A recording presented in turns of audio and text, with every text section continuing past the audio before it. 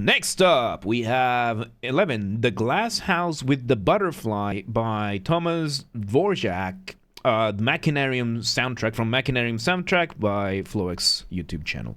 Once again, everybody, this is a Basterd's LFA, a layman-friendly analysis. I'm a professionally trained musician, a composer, and my objective here is to explain things in a way so that you don't have to be one to understand what is happening here musically. So, if you like the sound of that, make sure you're following the channel, subscribe to the channel, whatever term you use. Like the video, share the video, leave a comment, turn on notifications, become a member. Once again, everybody, thank you so much for 7,000 subscribers on YouTube. We recently passed it. Thank you so much, at the time of recording at least. If we hit 10,000 on YouTube, I will play a single video game of the choice of the community live on stream on top of the what's it called, the audiobook fanfiction thing. Members get early access, artists, let's collaborate. I have a whole spiel about this and a bunch of other stuff at the end of the video, so stick around for that. Disclaimers showing on your screen right now, so go ahead and pause the video if you want to read them in full. Let's go ahead and do this. The Glasshouse with Butterfly. Let's go.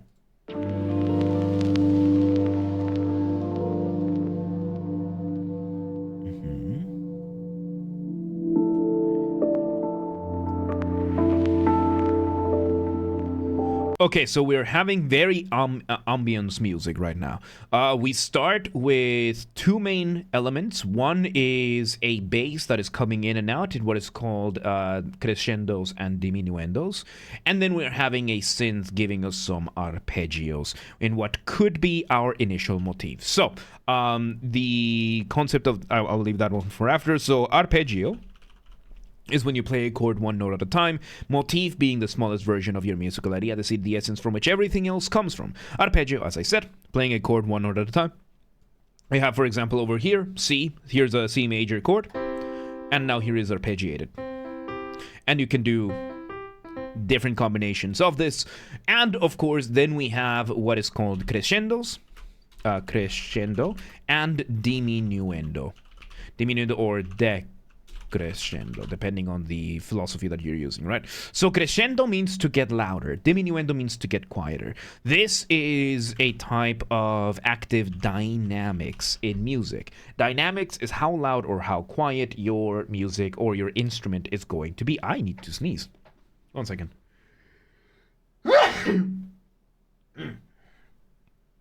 Excuse me. So, can you take a guess on when you will play Telltale's The Walking Dead? Eventually. So, dynamics is how loud or how quiet your instrument is going to get. There's two main types. There's P for piano, which means quiet. Then there's F for forte, which means loud. By the way, pianoforte is the full name of what we nowadays just call the piano, because it was the first keyboard instrument that would allow you to play quietly and or loudly. So yes, and the way it works, of course, is that you put the music in your notation and you indicate to the instrument to play. If you put a P, it means piano. If you put another one, it becomes from piano to pianissimo. And the more P's you add, the more issimos you add. So piano, pianissimo, pianissimo, pianissimo, pianissimo kind of thing. Same with forte. You have forte, fortissimo, fortissimo, fortissimo, so on and so forth. Realistically, you're not really going to go further than like 2 or 3 of each. And then, of course, there is another one, where is the M, which is mezzo, which is then used with the other one. Mezzo just means kind of. And this one will never be by itself. So this one is going to be something like MP, which means mezzo piano, kind of quiet, or MF, which is mezzo forte, kind of strongly. Then there are other dynamics, but then the idea of going from piano to forte, you can have something called a crescendo. Crescendo means the gradual going from piano to forte, kind of thing. And you can have then a diminuendo, which is the other way around, from forte to whatever degree of piano you want to go for. Kind of thing. And of course, one of my favorites is the fortepiano, which is really good if you have like trumpets, trombones, that kind of thing. that you can then use a crescendo for. So yes, we're having that going on, and let's see where it goes. There's the bass. It sounds kind of like bassoon, like a bass clarinet. There's some strings playing, holding a chord over there. Some ambient sounds, kind of like wind. So yeah, this is very, very much ambience music. So this is going to be a lot slower. And why does your arm? Because your shoe. So yes, this is very beautiful kind of thing. And right now, basically, we're just holding chords. We're holding a chord with a bunch of different instruments while we're having it. It sounds like the melody is being carried by guitar harmonics. So harmonics is a very interesting part of music, because harmonics belong to the concept known as the harmonic series, which is when you bend sound in a certain way that you get additional sounds out of what is called a fundamental. So the way sound works is that you will have some sort of audio wave. Let's say this line over here is our audio wave. Here is the start, here is the end. And this note at the very, very start of it, let's say we have C, would be known as our fundamental. And the way, of course, that this works is that this audio wave will have a certain frequency. However, if we then take half of this audio wave and we cut it here, we get an additional note. If it gets half, we will get another C. If we cut this in half, we would get a G. If we cut that in half, we get another, I believe it's, I think it's now that we get C, then another one, we get E. I think we can get a B flat before that. B flat, that kind of thing, and you could just keep getting these. This is known as the harmonic series. For example, this principle is how you play the trumpet or the trombone or the tuba or the French horn, and this is also how throat singing or overtone singing can happen, because all of the notes that happen out here above this are known as overtones. The tone over the tone that you're using. For example, I do a type of Mongolian throat singing, which is called the Sigit.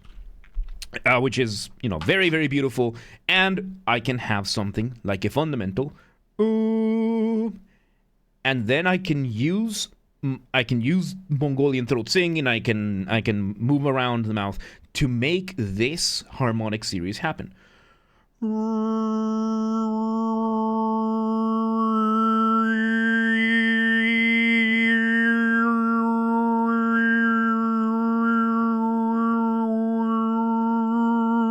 So I'm just going back and forth between these ones. And this is not something exclusive to singing or to trumpets. This is also something you can do with the guitar. So now, if I bring you an image of a guitar, you will see, of course, that the frets of a guitar are marked.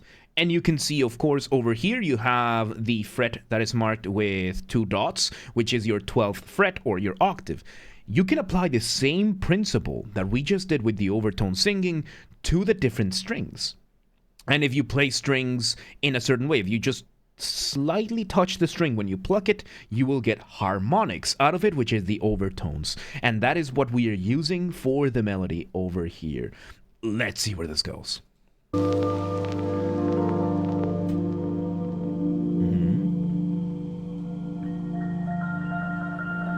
Now that sounds like a piano. That sounds like a piano and a keyboard synth giving us a motif. That bass sounds like a bass clarinet. Very lovely, giving us a bass line. And of course, we are also using ambient sounds like white noise, static, that kind of thing to fill up the sound spectrum a little bit more, which is very useful for something like game scoring. because this by itself is not going to be a song that you're probably going to want to listen to too much, right? Right? But once you're in the context of the game, that is going to immerse you into the game. And this is why I encourage people to request songs outside of stuff like Geometry Dash, because Geometry Dash we end up analyzing songs by themselves, and they are good. They're good and they by their own rights. But here we are actually starting to see how this music is being used as a tool to improve on a video game. So let's see where it goes.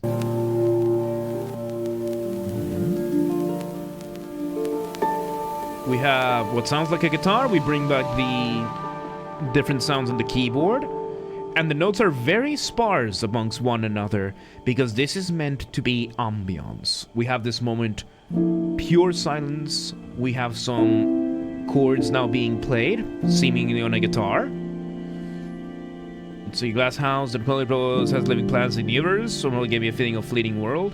Really cool. So yeah, even then with the known context, once you know the context, it becomes even better.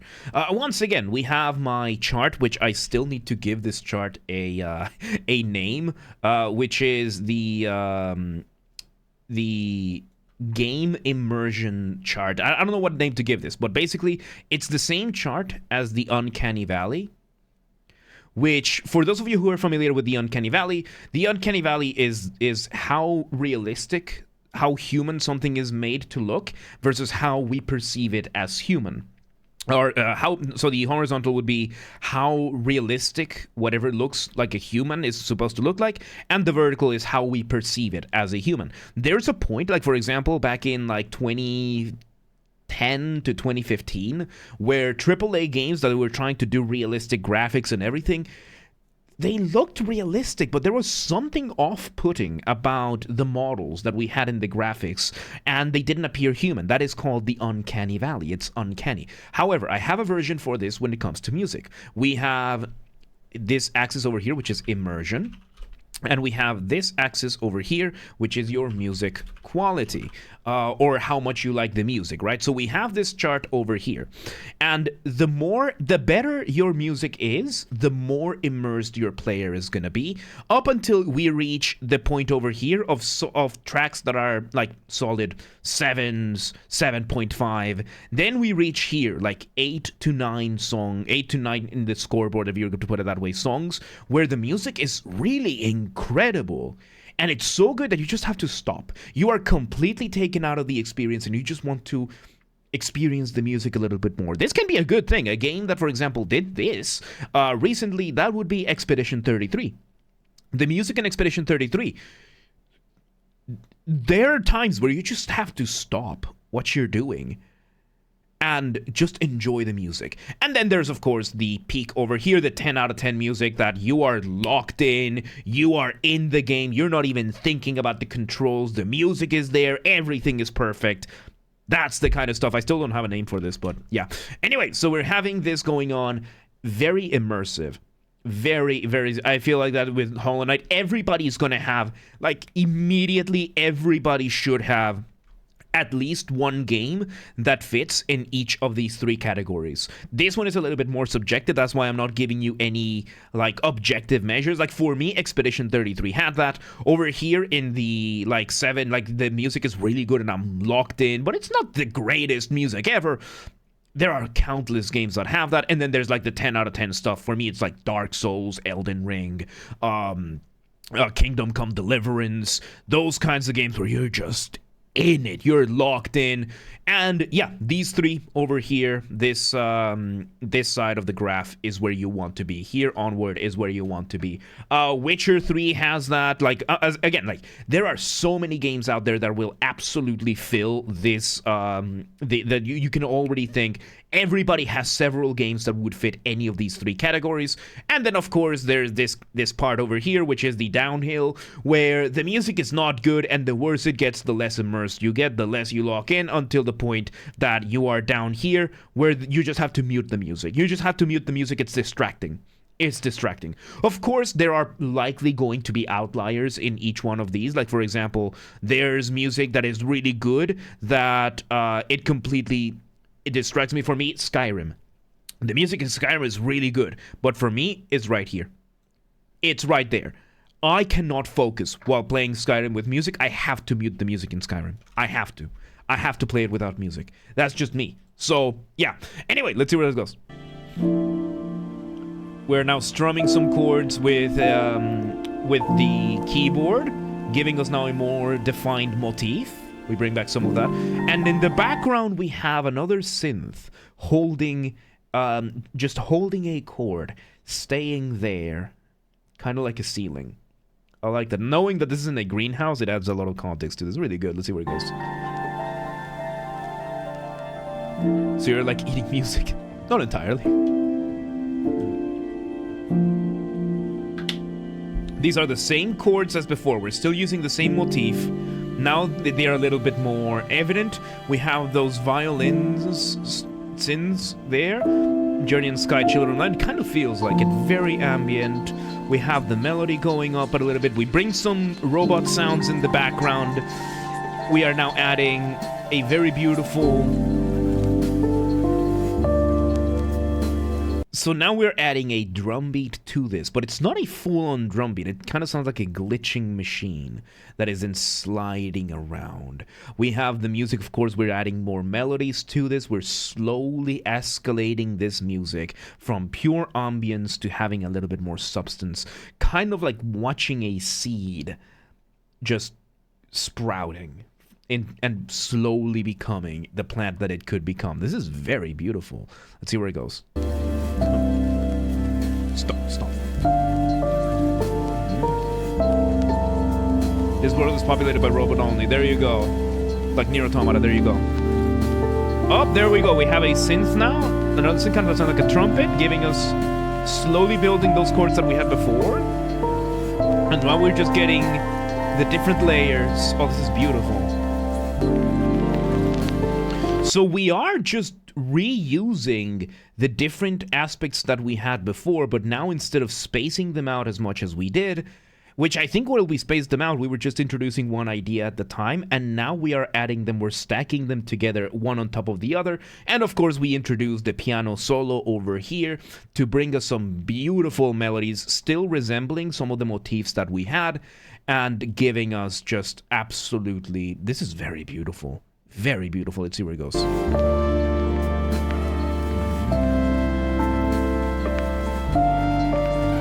Yes, we have now a synth high above doing a doubling. Doubling is when you have more than one instrument playing the same thing at the same time. It's doubling the melody in the piano, and it's adding a little bit of extra texture to it. Usually doublings are for the sake of texture or for drama. Either or. Let's see where it goes. Oh, now we get a proper drum beat, kind of like very lo-fi. We replaced the piano with a more chimey, kind of sounds like a xylophone. Oh, this is very lovely and ambient. Yep, I think it's a xylophone. We now have the xylophone doing the melodies. We're slowly removing layers now. How are you gonna end this? And we leave that melody, that bass finishes playing, we let it echo out, and there you have it. Oh, that was beautiful. Oh, that was so lovely. That to quote Simon Miller, that made me feel warm and fuzzy in my tum-tum. That was beautiful. That was really good. For ambience and for scoring in a video game, this is absolutely what you should aim for, especially for this feels like one of those like 2D more on the artsy side, not to be derogatory towards it, being on one of those more character driven adventures for these video games. It seems like it, and I loved this. This was really good. There you have it. That was 11, the Glasshouse with Butterfly from the Machinarium soundtrack by Thomas Dvorak or Floex. Seems like it's the same person. So there you go. Once again, everybody, this has been a Basterd's LFA, a layman-friendly analysis. I'm a professionally trained musician, a composer, and my objective here has been to explain things in a way so that you don't have to be one to understand what's happened here musically. So, if you're watching this in the YouTube video archive thing, thank you for watching. Make sure you're following the channel, subscribe to the channel, whatever term you're going to use. Like the video, share the video, leave a comment, turn on notifications, become a member. Once again, everybody, at the time of recording, thank you so much for 7,000 subscribers on YouTube. I was not expecting to make it this fast, this fast, so thank you. If we somehow hit 10,000 before Christmas of 2025, which not very likely, but still possible, on top of doing the audiobook for the fan fiction of the choice of the community, I will also play live on stream a video game of the choice of the community, whatever you all want, within terms of service, of course, and we'll just play it live on stream. We're also probably going to do giveaways. That kind of stuff. This has to be achieved through legitimate and honest means only. No account duping, no botting, no buying followers, no auto-counting, no rat behaviors like that. Go share the videos, the streams with your friends, with your families, with your family's friends, with your friends' families. Those are two very distinct concepts, by the way. With your online and offline communities, go share these with everybody that you know. Use the hype function on YouTube. We have a group on the Discord that coordinates for that. Link down below. Go coordinate with them. And, that kind of thing. Artists, Floex, Thomas, or anybody else out on YouTube, I want to collaborate. If you want any of my musical skills, whether it is my guitars, my Mongolian throat singing, you know, the good old kind of thing, regular singing, voice acting, or if you want help figuring out something for your composition or anything else, just reach out, let me know, DM me, reach out, whatever you want, and we'll make it happen. We'll make it happen. And if you're in the audience and you know an artist that could benefit, let them know. Please do not harass anyone. Please do not spam anyone. Be cool about it. Don't be a rat. Members get early access to the content. I schedule the videos for the week on Saturdays, and if you're a paid member on YouTube, you get access to the videos when I schedule them, at least for the LFAs. So become a member today. If you want to listen to this without me interrupting every 3.5 seconds, I will be linking it in the description down below. If you want to request a song and you're not on the live stream, check the pinned comment on this video. It has the instructions on what to do. And if you want to catch the streams when they happen live, we aim for Monday through Friday, 6 p.m. Central European Time. And if you're in Europe, do not worry. We have the full up-to-date streaming schedule showing in your local time zone. So if you live in Pleasant Valley, and you're like, yeah, but what time is 6 p.m. in Hungary? I don't live there. Do not worry. We have the full schedule in your local time zone in both Discord and Twitch. They're both linked down below.